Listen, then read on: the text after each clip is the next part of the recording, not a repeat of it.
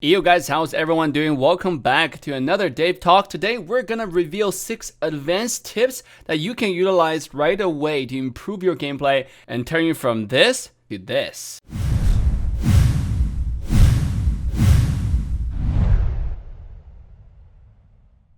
Now, before we get started, I do know 55% of y'all have not liked, subscribed, and turned the bell on yet. Make sure to go ahead and do that because this is the coolest, the baddest, the greatest, the most incredible stream and channel on planet ML. Brought to you by Assassin Dave, and I heard people who have already subscribed and joined the fam have gotten a much better gaming experience overall, so make sure you join the movement, join the family now by clicking on the subscribe button and turn the bell on to all notification bells. Without further ado, the first advanced tip that I want to give you guys is make sure to use jungle and objectives like minion waves to bait out your opponents. One thing that few people know, actually few pro players know in Mobile Legends, is when teamfight happens or why they actually happen.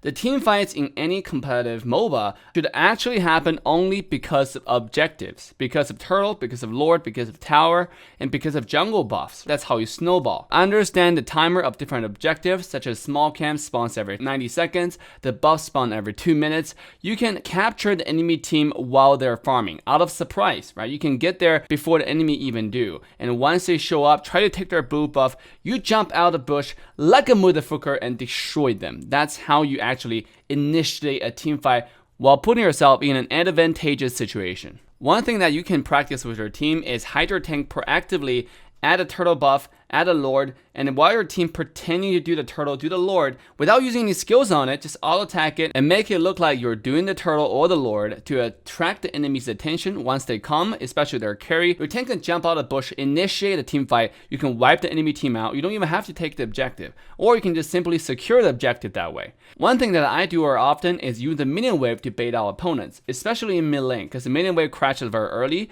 You can hide in the silent bush, wait for opponent mid lane to come clear mid, and let's say you're playing Kagura, you can jump out of the bush with your combo, absolutely demolish enemy mid laner, and then rotate to the side lane and continue to snowball that way. This also helps you when you're pushing the high ground towers. Instead of constantly shoving the wave to the enemy base, you guys can wait for the enemy wave to crash towards your minion wave down the middle of the map, and then just hide at a bush close to the minion wave. Once the enemy team send their carries to come clear the wave, you can then jump out and kill that carry and once again repeat the history and snowball the game. This also ties to the second advanced tip or concept that I want to share with you guys, which is stop clearing minion waves after the lead. Understand, the game is not about how much gold you have, it's rather all about how much gold difference between you and your opponent. For example, if you are playing a 25-minute game and you have like 17,000 gold, and enemy team have 16,000 gold, yeah, you have a lot of farm, but it doesn't really matter because both of you and your opponents all have fully stacked inventory, so it doesn't really matter that you have a lot of gold. However, if this is early game where you have 10,000 gold and enemy team only have 5,000 gold, then that 5,000 gold difference will go a long way. That means you can one-shot them without them doing anything. That means you can make a lot of mistakes and still win the game because you have too much power over your opponents. The reason why I say that is you have to understand in Mobile Legends or any MOBA, there are only few ways where you can get gold. Number one is basic salary, and that is too little, and that is universal for all across the map, so we're not going to talk about it. Number two, you get it from minion waves, and that's the majority where gold is going to come from, right? Especially right now with the meta, how Mobile Legends increased all the gold from the minion wave. So right now, catching the minion wave definitely will help you farm a lot. Another way of getting farm is killing jungle minions, and then on top of that, you get gold by killing enemy heroes, which is not the primary source of gold that you should receive your income from. Assuming a position where you already have a huge lead on your opponent, and then you control their jungle, you have taken all the other turrets, you're waiting for Lord. The enemies are pinned down to their base, to a little confined area.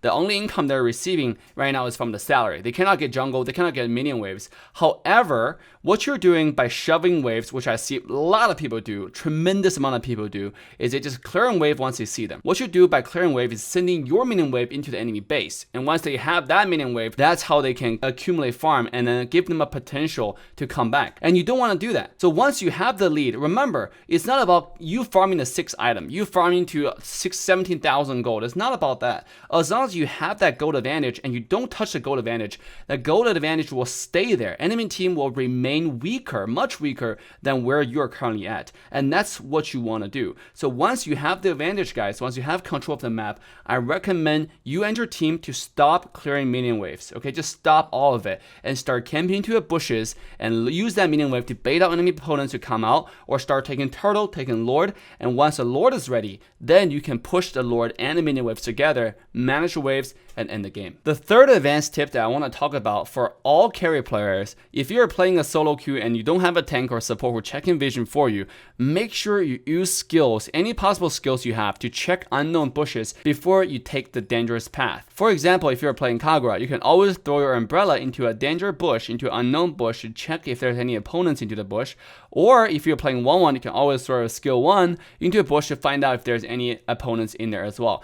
And the thing about 1-1 is, after you proc your passive from any of your skills on the opponents, they will remain seen for quite a long time. And this will give you a lot of information on a minimap, which protects you from unnecessary death. I'm not going to list every single heroes and their skills that you can use to check bushes. Just remember any expendable skills that you can use, whether it's Kagura skill 1 or the 1-1 skill 1, make sure you use those to check unidentified bushes if you don't have any allies in that area before you enter and get yourself killed. The number 4 tip that you have to know is when you're defending a tower, make sure you go for the minion wave, not the hero. Now, this is only referring to most of the times.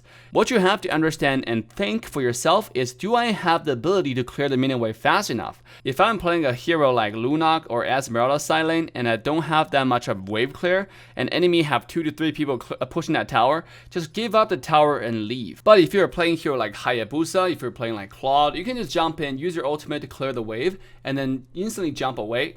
By all means, go ahead and do that. Make sure you target the minion wave, okay? Your goal is to secure the turret. Now, if you see an opportunity where you can taunt the enemy under the tower, go ahead and do that. For example, if you're playing a hero like Talkaja, you can make sure your skill to touch not only the minion wave, but the hero who's pushing the tower as well.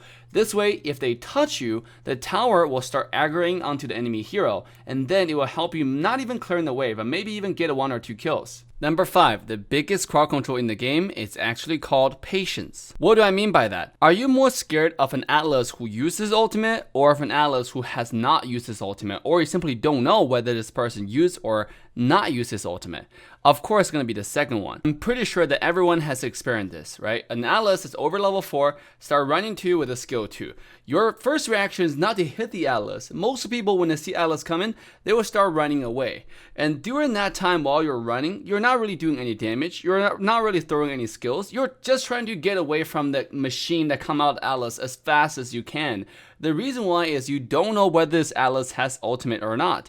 During that time, the enemy team can harass you, they can poke you, and then shred your HP line and maybe even kill you. However, if you knew that this Atlas has already just used ultimate like 2 seconds ago, and he's still charged towards you with that skill 2, it's not really scary. Sure, he can come to you and with the passive, with the stun, but that's about it. There's nothing else can follow up. There's no signature ultimate this Atlas can offer. This is what I mean by patience on your skills. The same thing goes with the Tigreal. When you see a Tigreal walking towards you, what do? You run away because you know the Tigreal might have a skill too, and if you walk behind you, he can push you back towards his team and knock you up, and he will die afterwards. Basically, during the time when a Tigreal is walking towards you or walking close to you, his teammates can then harass, poke, and maybe even kill you while he's not really doing anything. All he did was just walking towards you and pretending that he's gonna do something.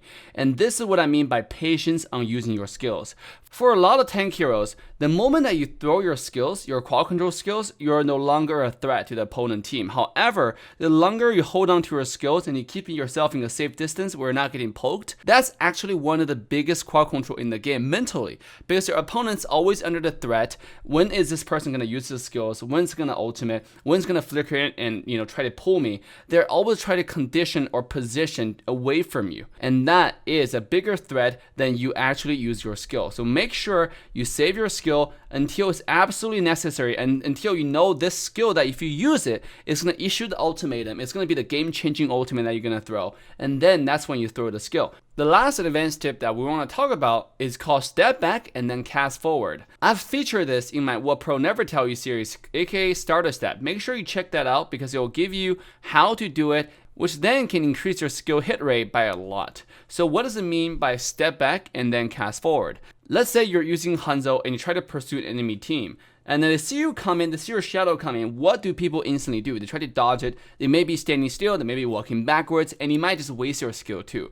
What you can do is, number one, be patient on your skill. Just walk up to the enemy team and auto attack them. And once they start running away, once you get an understanding of where they go in exactly, you can then step back, pull your control, pull your movement backwards a little bit, and then cast your skill 2 forward onto the opponent, because you give the enemy team the illusion that you're walking away, that you're giving up, but not really. You're just taking a step back to aim the skill better. This mechanic also works really well on Esmeralda's ultimate, on Pharsa's ultimate, or any AoE skill shot of that matter. Just use your movement wheel to take a step back and then cast a skill forward on the furthest range. You will find yourself being called the god of skill shot. Just imagine yourself playing Guinevere, right? You have never landed a skill 2 ever before in your life, and except for on bots or on AIs, and now you're playing a ranked game. Because you know this trick, you can take a step back pretending you're walking away, but then immediately turn around and use a skill 2, you knock up your opponents and follow up with a combo. Damn, that would just look insane and pros. I hope these tips help you today. We're gonna have a lot more tips coming up. If you like today's video, make sure to like, subscribe, and smash that bell to all notification bells so you do not miss our live stream, our giveaways, and our next amazing videos. With that, that's Dave signing off. I'll see you guys in the next one. Bye now. Just for the thrill of it, nothing counterfeit with